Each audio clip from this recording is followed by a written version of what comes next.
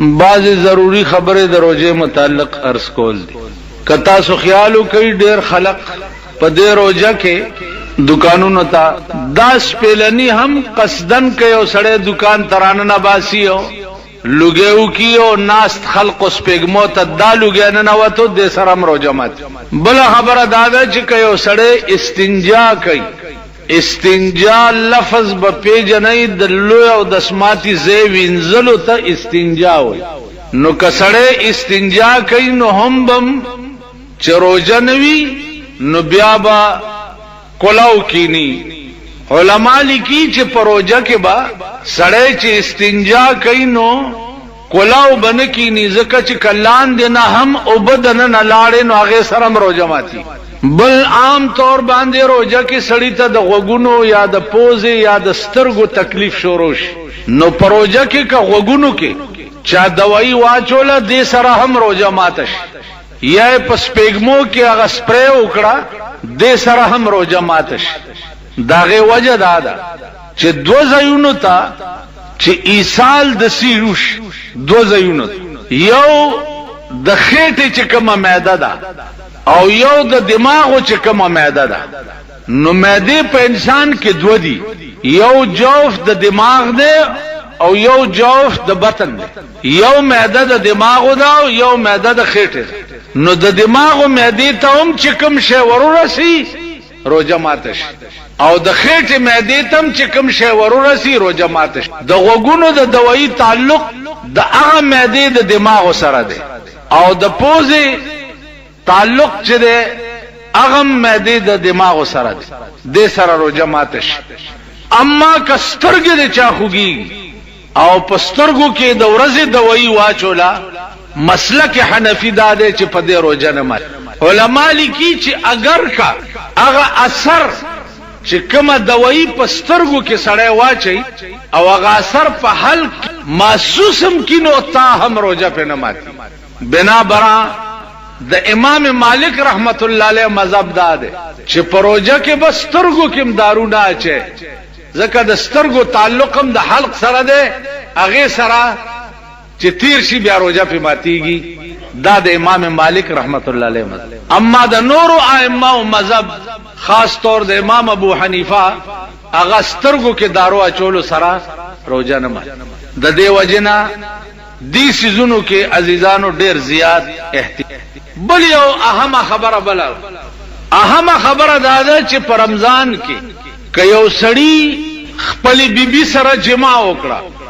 د شپې او بیا سحر سبا نه پس هغه لمبېده نو په غسل کې درې سیزه فرض دي. څو کم دی ویلې شي په غسل کې درې سیزه فرض دي. یو پوزه کې اوباچو هغه وبل لګ غوند راخل چې دې زینو پر رورس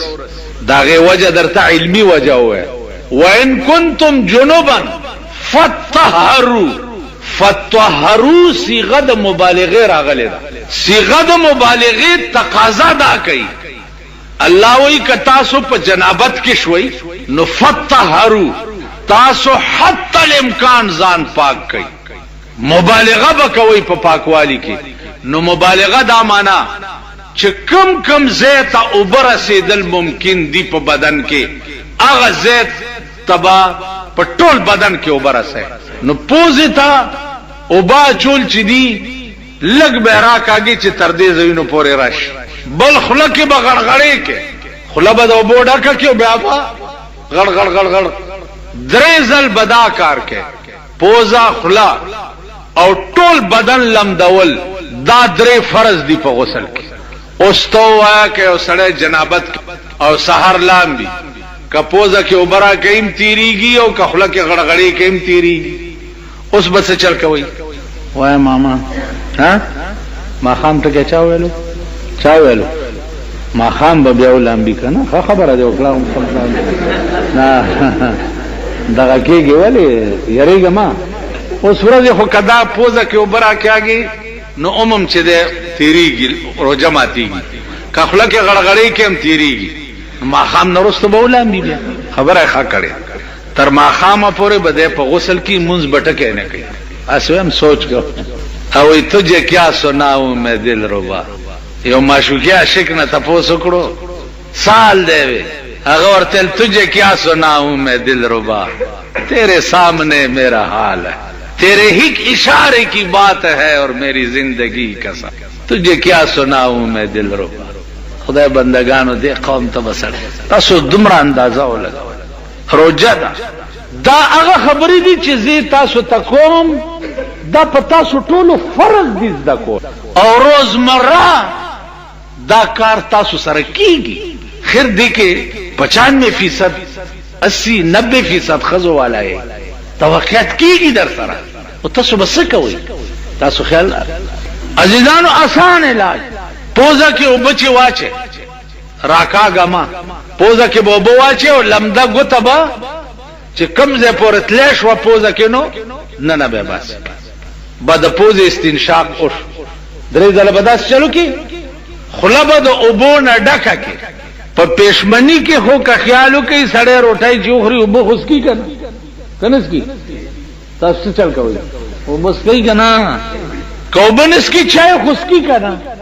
شنه یا تو علماء لیکي چې د ورځې د غړغړې بیا نه کوي دا غ پېشمنی کې چې کومي اوبس کلی دی قائم مقام د غړغړو شو ما به خبره پوښ هغه د پېشمنی چې د سکري دي قائم مقام د غړغړو شوي او پوزا کې به بخالي واچه او لمدا ګوته بدرې ځل پوزا کې و او نور ټول بدن بلون کې هغه خرو جماعتي سره تعلق نشته بس غسل نه ووت تاسو خیال نو عزیزانو عرض میں داو چې څنګه منځ فرض ده داسې ضرورت د منځ داس د کول فرض څنګه چې روزه فرض ده داسې ضرورت د روزه فرض دي څنګه چې حج فرض ده داسې ضرورت د حج فرض دي څنګه چې زکات فرض ده داسې ضرورت د زکات فرض دي څنګه چې کلمه فرض ده دغه سي ضرورت د کلمې فرض دا روزه ده ما 13 جمعه سکړو چې ګورای واوري او بیا واوري کدا روزه تاسو درجه د قبول تر رسول غواړي کم سړی چې په کم کندي کې اوسېږي او کم سړی په کومه محله کې اوسېږي نو د سی ای ډی په شان بدی د هغه محله انکوایری کړی وی انکوایری چې دې کورونو کې وګوره چې د چا ماخامه خوارني یا وګوره چې د چا پېشمنه خوارني کله چا یو ماخامه خوارو او روزه په بو ما تکړه یا پېشمنه په بو روزه ونیوا الله با ټوله محله جهنم ته او د ټوله محله روزه با الله د شیطان پاروا کی او د یو بم نه قبل دې ته سوچ عزیزانو د بدر جنگ دی جنگ مونږ خدای دې زمونږ سټه او باسي مونږ خدای راستی کا بنی آدم یو خدای راستی کا ما ته خدای خپل ځان خپه نشي تاسو به تاسو به خلک بزرگان یې نیکان یې زخو دې ځان ته انسانم نه وای انسان څه ته وای اول خود دې انسان په لفظ سوچ کوي چې مونږ باندې خدای پاک انسان نامه ولی خدا انسان وی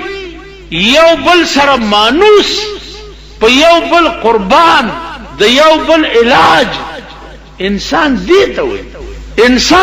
وي چې په دې روزه کې روزه نیولي په ځان پیریان راولي ګراز بل سړی به بي ګناولي انسان دیته وي په معمولی خبره باندې با د یو بل بچی خوار کی د یو بل خزي به کونډي کی بیا مغه خلک ګرځي تا ما پسې به ګرځي اله جرګي دی ولا جوړه دا پلانې دی قسمونه دی او دادی په خدای په عظیم قهر الله دې زما د سر دشمن چې د سر دشمن می وي او سر را نه پرې کوي نوم دې خدای تانه تا اسپیټال تا او کچرو ته نه محتاج کړي تانه ته چې ورشي خپل عزت وګور کچرول چې ورشي د سپي غوندې بولاړي په برانډه کې به د سپي غوندې ولاړي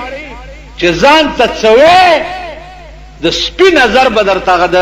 مجسټریټ د عدالت چپړاسي هم نه کوي د سپي غوندې بولاړي اسپیټال ته چلار شي د سپي غوندې به د مریض پروتي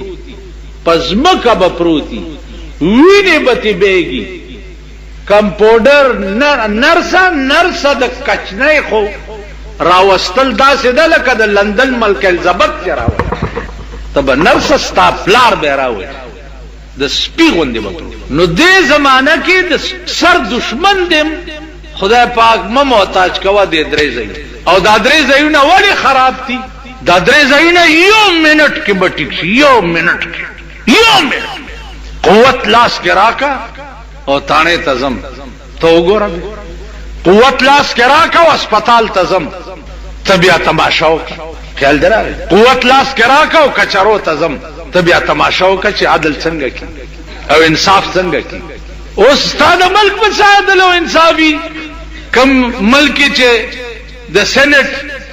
ټیکټونه په 10 لکه روپۍ خرج ایو پکې کروڑپتی سینیټر شوی دی کمانډر ورته وي مال خدای به څه ملک ټیپر دې به څه وکړي دا کم چې سینیټران شو دوی به څه ملک ټیپر دو ملیان پکې سینیټرانو 12 کاله سینیټرانو نه شریعت شو نه مذهب شو نه څه شو سره کېږي لکه وای شریعت بل د پاره کېږي مالداد سي مثال دی لکه دلته د چواريانو جمعداري ته یو سړی الیکشن ته ودرېدو ما سوتن ما پس راغی چې زما الیکشن ته ولاړم ما ته څه کوي ته مولای کنه کور دی وران شه ته الیکشن ته سره ودرېږي ویجی اسلام د پاره ودرېږي نو مال د اسلام او د چواريانو جمعداري ته راغی اندازه وکړه چې څومره هېری پھیری پکې وش نن د تمام دنیا د مسلمان ملکونو دا حالت او کجوندی وای زو درته وخه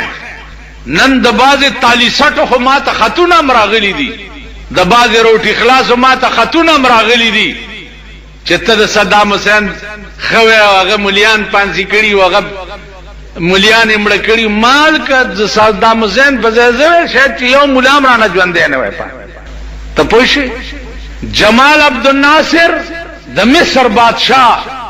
چې د امریکای دشمنو هغه د خلکو کافر کړو کنه جمال عبد الناصر چې د امریکای دشمنو هغه کافرو کرنل قذافی چې په خپل مخ کې منځونه ورکی او د جمعې خطبه په جمعات کې په خپل وای بادشاہ د لیبیا او د جمعې خطبه دی ورکی او د جمعې منځ دی ورکی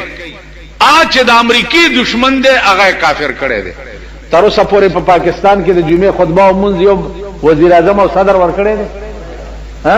چرته گورنر ورکړي دي چرته وزیر اعلی ورکړي دي